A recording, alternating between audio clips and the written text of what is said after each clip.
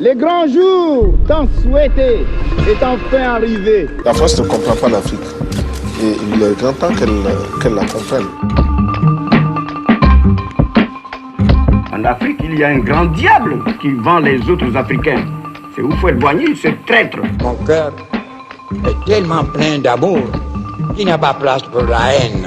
Il n'y a pas de dignité sans liberté. Que l'Afrique, libérée, soit maître de son destin. Est-ce qu'on peut faire d'un véritable démocrate quelqu'un qui est mentalement sous-développé? Donc nous accueillons, n'est-ce pas, si vous permettez, avec quelques applaudissements, vu la qualité du travail que fait notre compatriote, n'est-ce pas, sur la radio RFI, il est normal que nous l'accueillons, n'est-ce pas, avec beaucoup de déférence, parce qu'il fait honneur au Cameroun, il fait honneur à l'Afrique, n'est-ce pas, par la qualité de son travail, par sa dimension, n'est-ce pas. Merci, n'est-ce pas, d'être venu au Cameroun. Bonsoir Alain Foka. Je suis très honoré d'être à côté de l'un de nos plus brillants représentants dans la médiasphère internationale. Nous en sommes fiers parce qu'il est camerounais, parce qu'il est africain et parce qu'il fait un travail digne de faire notre fierté. Vous savez qu'on n'est pas toujours dit de ce que l'on est ou de ce que l'on fait sur toutes les antennes de la Terre. Mais Alain Foka fait notre fierté. Je vous demande s'il vous plaît de lui réserver encore des applaudissements. Merci. Nous les découvrons maintenant en version vidéo.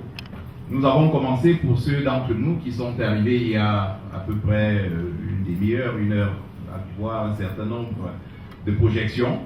Je sais que votre impatience est grande d'entendre Alain Foka. Je me fais plaisir en vous imposant de m'écouter moi d'abord. Alors je ne vais pas bouder mon plaisir. Vous allez donc m'écouter encore quelques secondes. J'espérais bien, lorsque j'ai entendu faire les annonces à la radio, être de la cérémonie, mais je n'avais pas imaginé que je serais là, moi, parlant, et Jean-Claude Autou m'écoutant. Vous voyez, c'est un privilège. Donc, je ne vais pas garder plus longtemps la parole. Je vais la céder à la vedette de la soirée, à Alain Foka. Je dois l'avouer, très intimidé. C'est la 4e dédicace, mais c'est la première fois où je suis aussi intimidé, peut-être parce que c'est au pays et que je vois des aînés, des gens avec qui j'ai des relations particulières, où je suis encore le fils ou le petit frère. Donc du coup, c'est toujours difficile de parler devant les aînés. Merci d'être là, merci vraiment du fond du cœur, parce que dans cette série des dédicaces, il était question de faire les villes d'abord qui ont le plus vendu, puisque c'est commercial, au passage. Et je n'ai pas résisté à la tentation de violer un peu la règle en venant d'abord dans cette escale du Cameroun, parce que je tenais à ce que j'ai l'onction de la maison, l'onction familiale dont j'ai besoin pour continuer de faire ce travail entamé il y a une vingtaine d'années maintenant, puisque je suis à la 22e année d'Archives d'Afrique. 22 ans d'Archives d'Afrique sur l'antenne de Radio France Internationale, longue aventure, mais dans le même temps, je n'ai pas vu le temps passer, où je m'étais promis de raconter autrement notre histoire, parce que jusque-là, notre histoire était racontée par les autres, avec tout ce que ça comporte comme distorsion, comme, on va dire, correction, au profit de certains. Alors, aujourd'hui, 20 ans après, je m'étais trouvé dans la situation où je suis plus près de la sortie que de l'entrée. Et on m'a toujours dit que notre histoire souffrait essentiellement du fait que c'était une histoire orale. On a toujours raconté, et puis les mots s'envolent, hein, et les écrits restent. Peut-être était venu le moment d'en finir avec l'oralité, ou de faire l'oralité autrement. J'ai choisi la seconde solution, qui était de faire l'oralité autrement, c'est-à-dire en racontant, puisqu'aujourd'hui on a des supports pérennes qui nous permettent d'avoir les images, de raconter notre histoire sur des supports qui soient vraiment pérennes et qu'on peut céder aux générations futures. C'est ce que j'essaie de faire avec Archives d'Afrique, d'abord en audio, il y a eu un premier, puis un deuxième volume d'Archives d'Afrique en audio qui était produit en collaboration avec Radio France Internationale. Et le bon Bamideke que j'étais s'est dit, peut-être est venu le moment de le faire en vidéo aussi par moi-même. Et je l'ai fait. J'ai fait la version vidéo de ce que j'ai tourné pendant les 22 dernières années. Ça, c'est le premier volume de cette série. J'espère que je vais vivre assez longtemps pour en faire une longue série, dans laquelle j'ai mis Charité bien ordonnée commence par soi-même, Amadou Ahidjo du Cameroun, avec 2 DVD, où j'ai commencé le tournage du film sur Amadou Ahidjo en 1989, et je l'ai terminé l'année dernière. C'est pour vous dire depuis combien de temps je tourne, 89 à cette date-là. Ensuite, Oufouette Boigny de Côte d'Ivoire, que j'ai eu la chance, dans des circonstances un peu privées, de connaître, et par la suite de vivre la Côte d'Ivoire pendant longtemps. 2 DVD de 1h10 chacun. Et puis le hasard des circonstances a voulu que ma vie soit étroitement liée au Niger. Donc j'ai également tourné un film sur Séné Kountché que j'ai commencé en 91 et que j'ai terminé en 2010. Et naturellement, on ne pouvait pas commencer à faire une série comme celle-là sans faire Sékou Touré, qui a marqué l'histoire de notre continent et qui est un peu transversal parce que dans la suite des archives d'Afrique, il y aura des personnages qui ne manqueront pas. Je viens de terminer la série sur Focard et forcément Sékou Touré s'y retrouve. Et quand j'ai fait la série sur la guerre froide, Sékou Touré s'y trouvait également. Donc j'ai fait Sékou Touré, qui est un DVD d'1h15. Donc dans ce coffret, vous avez 6 DVD. J'espère que ça va être une base de travail. Je ne dis pas que j'ai la science infuse, je ne dis pas que je détiens la vérité, mais je me suis contenté des faits, juste des faits, et des documents qui étaient à ma portée. Et j'ai la chance de bénéficier dans cette maison de Radio France Internationale d'une certaine mobilité. J'ai rencontré les acteurs encore vivants de cette histoire qui ont chacun apporté un éclairage sur un pan de notre histoire. Il est évident qu'il y a quelques-uns que je n'ai pas voulu mettre dedans parce que la tentation est très vite venue d'en faire une affaire politique. Or, il n'est pas question de politique, il est question d'histoire. Donc je m'excuse auprès de ceux qui ne se sont pas retrouvés forcément à l'intérieur. Ça s'est beaucoup passé en Guinée où j'ai tourné, ou à Conakry. On est pour ou contre les ports de Sékou Touré, donc les jugements sont très très teintés de l'actualité. La chose la plus onéreuse, la plus coûteuse, c'est les archives. Et ça l'est davantage pour ce qui est de l'Afrique, parce que nos archives ont été essentiellement détruites par nous-mêmes, mais également par nos colonisateurs au moment où ils partaient, quelquefois parce qu'elles comportaient des choses qu'il valait mieux dissimuler. Alors, racheter les archives, ça a coûté les yeux de la tête. Donc, si je devais en faire une affaire, je crois que je mettrai la clé sur le paillasson tout de suite. Voilà. Je me soumets à vos questions parce que je ne vais pas parler tout seul. Pendant longtemps, j'ai épuisé un peu ce que j'avais à dire avant. Et en remerciant encore très fortement ceux qui se sont déplacés, ça me touche du fond du cœur, et remerciant les étudiants que je suis allé voir à l'université cet après-midi, puisqu'en réalité le travail fait est celui que l'on lègue. On nous a souvent accusés de n'avoir, en tout cas nous avons accusé les aînés de n'avoir rien légué, de ne nous avoir rien donné en partant, et que notre histoire soit racontée par les autres. Je voudrais en finir avec la génération de Il faut. J'essaye de faire. Je suis ouvert à vos questions. Merci. Archive d'Afrique. Un peuple qui n'a pas d'archives, qui n'a pas de mémoire, n'est pas un peuple. Je voudrais lui rappeler simplement, c'est une contribution pour indiquer que vous avez là montré à l'Occident que de toute façon nous avons une histoire qui pouvait être aussi écrite. Je vais, puisque le micro m'a été donné, profiter de cet instant pour féliciter Alain. Aucun pays ne peut se développer s'il ne connaît pas le passé, s'il ne connaît pas son passé. Le passé est important pour comprendre le présent et pour maîtriser l'avenir. Et j'avoue que tous les samedis, je suis un auditeur passionné de l'émission. Il le sait, parce que souvent, il m'arrive de lui poser des questions, je l'appelle et je lui dis c'est quoi, explique-moi encore bien, etc., etc.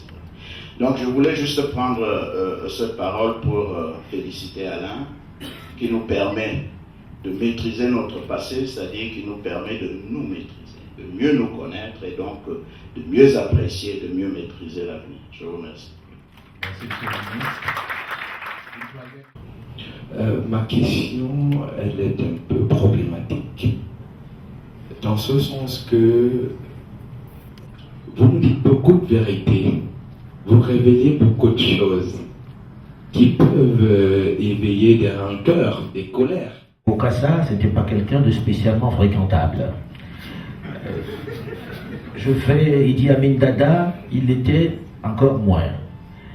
Ce que j'ai dit, c'est des gens qui, qu'on les aime ou qu'on les déteste, ont marqué une période de l'histoire de leur pays et quelquefois du continent tout entier. On me dira pourquoi ce choix est forcément arbitraire, parce que les intérêts ne sont pas les mêmes et parce que le regard qu'on jette sur eux diffère d'un endroit à un autre. Il s'avère que ceux-là sont très souvent ceux qui étaient à la lumière et que j'ai beaucoup de mal à trouver les archives de certaines personnalités de l'époque, soit parce que ça a été détruit, comme je le disais tout à l'heure, pour des raisons évidentes, soit parce que, à cette période-là, ces archives-là semblaient ne pas être importantes. Vous verrez qu'aujourd'hui, malheureusement, dans pas mal de rédactions, ce qu'on a tourné la veille, on l'efface le lendemain, oubliant quelquefois que c'est cela les archives. Ne pas chercher les responsables ailleurs. Nous sommes responsables de nos malheurs. À nous de faire que on les améliore. Et je suis content de le dire quand les éminents hommes politiques sont dans la raison.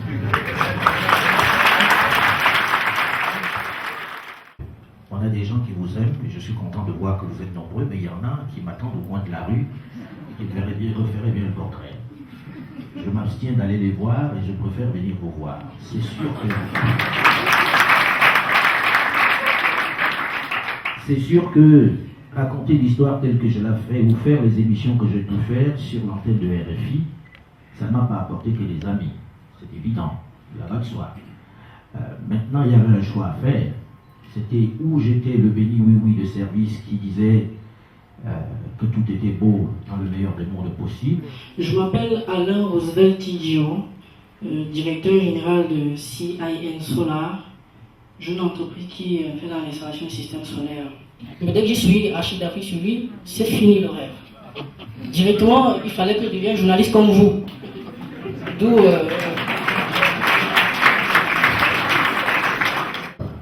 Vous tirez le chapeau, vous dites félicitations pour tout ce que vous faites pour le Cameroun et pour l'Afrique. Alors qu'elles sont plus brillantes à l'université et plus nombreuses en ce moment. Écrivain, chercheur, physiothérapeute. Une fois de plus, Alain, merci pour ce que tu fais. Alors, Alain, qu'est-ce que tu dis de la métaphysique dans tes émissions? Bonsoir, je m'appelle Marie-Michel Guinée, étudiante en droit public à Yaoundé 2 soirs. J'ai deux questions. Excusez-moi. Étant donné que ce sont les vainqueurs qui écrivent l'histoire, est-ce à dire que l'Afrique est vainqueur? Aussi, pourquoi vous n'avez pas écrit depuis Kadhafi jusqu'à Kwame Nkrumah l'histoire d'une femme? Il existe une dame sur Radio France Internationale qui fait dans cela, qui s'appelle Caroline Wachowski. Caroline adore la métaphysique et je me ferai un plaisir de lui communiquer vos coordonnées. Dans ce domaine-là, mes compétences sont plutôt limitées. Je s'en suis vraiment confus, croyez-moi. Madame, sur l'égyptologie, je ne suis pas très qualifié au passage, mais au-delà de cela, je manque de rudiments, je manque d'archives pour la raconter. Dans ce pays est passé à quelques semaines de sa mort chez Anta Diop. J'étais dans la région des Grands Lacs. Et avec les difficultés de transport que l'on connaît, je me suis démerdé pour arriver au Cameroun. Et il partait déjà. J'ai croisé son avion qui partait de Douala et il ne pouvait pas redescendre de cet avion malgré le fait que j'ai fait une cour assidue à l'époque à un responsable de Cameroun Airlines. 2 jours et demi après, on avait effacé l'interview de Cheikh Anta Diop. Je viens du Bénin. Et avant le Bénin, je suis allé au Togo. Et avant, j'étais au Niger. Et la démarche des autorités de ces 3 pays, curieusement, je n'accuse personne, monsieur le ministre, vous n'y voyez aucune malice, a été de se rapprocher pour dire comment nous pouvons enseigner cela dans nos universités. Comment on peut discuter de ça dans nos lycées et dans nos collèges. Vous avez l'outil, vous avez les rudiments, vous avez les instruments. Comment on peut mettre ça en commun pour pouvoir le faire? Et ils se sont même rapprochés des partenaires au développement. Parce que, comme vous le dites, et je voyais Jean-Emmanuel Bondy acquiescer, parce que je voulais offrir officiellement ma part de vérité, ma part de travail dans notre histoire, à cet endroit où se distille le savoir. Si les autorités peuvent ouvrir une discussion, et je parle là, le président Namjoya a été pendant longtemps dans ce secteur d'activité, si on peut ouvrir une négociation avec des gens qui nous enseignent différemment l'histoire, je pense que c'est assez important. Maintenant, la deuxième chose, et je ne vais pas être long là-dessus, la deuxième chose, c'est les partenaires pour produire Archives d'Afrique. Donc, si vous avez des partenaires qui sont suffisamment intéressés pour se mettre dessus, je suis d'accord, mais il n'y a pas que besoin de partenaires. Il y a un président qui est encore un exercice qui m'a appelé et qui m'a fait jurer sur la Bible que je ne vais pas diffuser tant qu'il est vivant. Et je l'ai enregistré pendant 14 heures. C'est un président, je veux me faire un plaisir de ne pas mourir avant lui. Et il a dit des choses où on n'est pas des confesseurs, mais sur ce coup-là, j'ai accepté de ne pas parler avant qu'il ne soit parti. Je suis preneur, si vous voulez raconter. Merci Alain, je vais poser une toute dernière question. Je vais m'accorder ce plaisir. Vous m'avez dit en pré-entretien avant cette soirée que vous étiez en tournage pour un certain nombre de personnages. Alors, lorsque la dame pose la question sur l'Égypte, je me demande s'il n'y a pas moyen de scénariser, d'organiser, de faire des tournages sur des personnages de l'histoire ancienne, très ancienne, parce que vous pouvez vous en donner, vous en avez la volonté, c'est sûr, mais vous pourriez vous en donner aussi peut-être les moyens. Monsieur le ministre, j'aurais voulu que Madame la ministre de la Culture soit là aussi. Dans la version qui va sortir dans quelques mois, en décembre prochain, les séquences d'assassinat de ces grands personnages sont tournées en fiction. Monsieur le ministre, porte-parole du gouvernement, Monsieur le ministre de la Justice, je vous implore à genoux, nous souhaitons tourner ces fictions au Cameroun. Parce que dans ces différents films, on va tourner à la fois l'assassinat de Laurent Désiré Kabila, dont nous avons les moments précis. Je viendrai forcément vous solliciter à un moment ou à un autre pour tourner ces scènes-là. Ça permettra peut-être de tourner l'Égypte ancienne. Message reçu par messieurs les ministres. Merci. Merci mesdames et messieurs pour vos encouragements. Je voudrais peut-être insister sur un point important. Notre vie présente sera l'histoire de demain. Alors, l'anecdote que tu as signalée au ministre de la Communication, porte-parole du gouvernement, me fait penser qu'il faudrait que tu ailles un peu plus loin dans ton message. Car s'il faut que les étudiants d'aujourd'hui fassent le même combattant que toi, des recherches sur les archives perdues, j'ai bien peur que l'histoire d'aujourd'hui, qui serait écrite, soit aussi travestie. Et que nous courons là sans fin, pas seulement vers l'Égypte ancienne, mais même les réalités des années 90-2000 peuvent être travesties.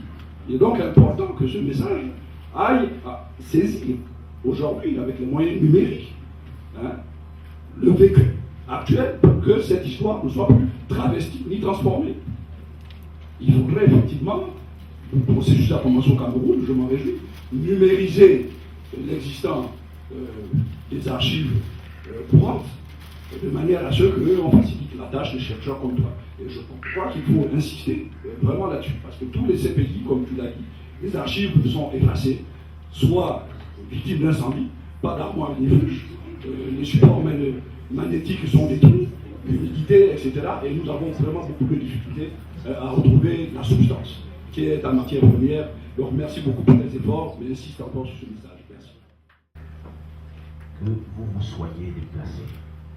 Monsieur le ministre Laurent Esso, vous savez, vous êtes mon tonton. Mon tonton, ça me touche profondément de voir que vous avez effectué le déplacement et j'en suis particulièrement sensible.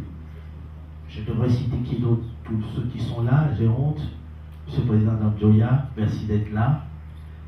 Monsieur le ministre, nous sommes des amis et ennemis.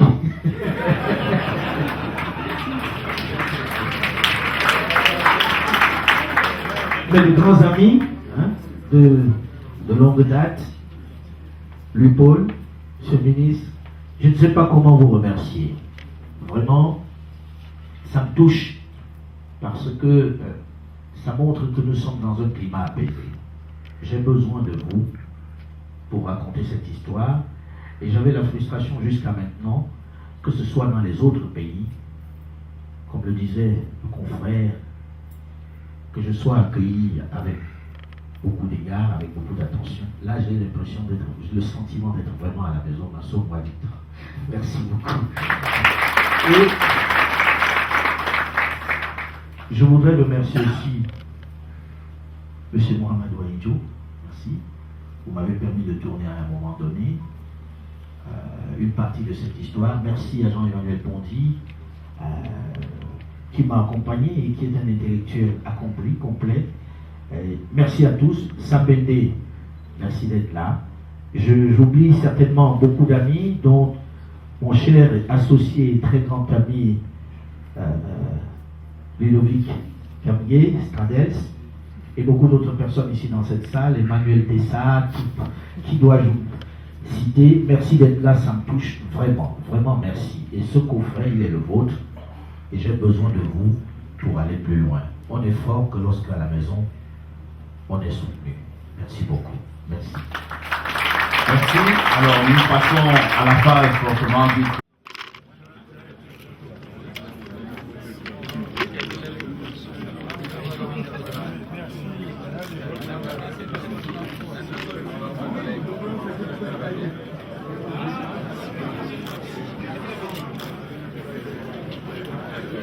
Demande aux autres personnes de bien vouloir aller vers le cocktail, s'il vous plaît. En attendant que les aînés dédicacent.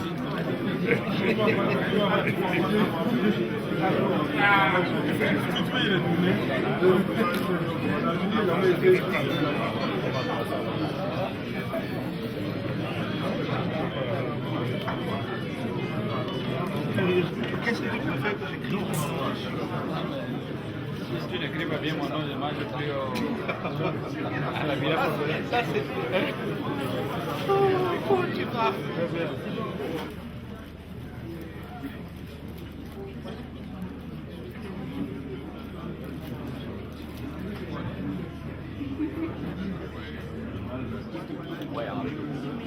Je ne sais pas comment si avec la situation qu'il y a dans le temps, il n'y a pas de mots, on le ressent. Merci, merci, merci mille fois. Merci, merci d'être venu dans ce plastique.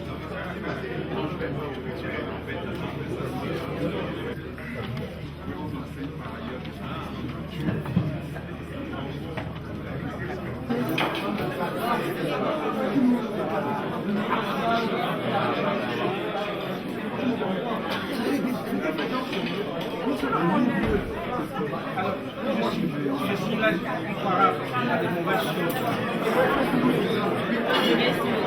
Alors, vérifiez un peu.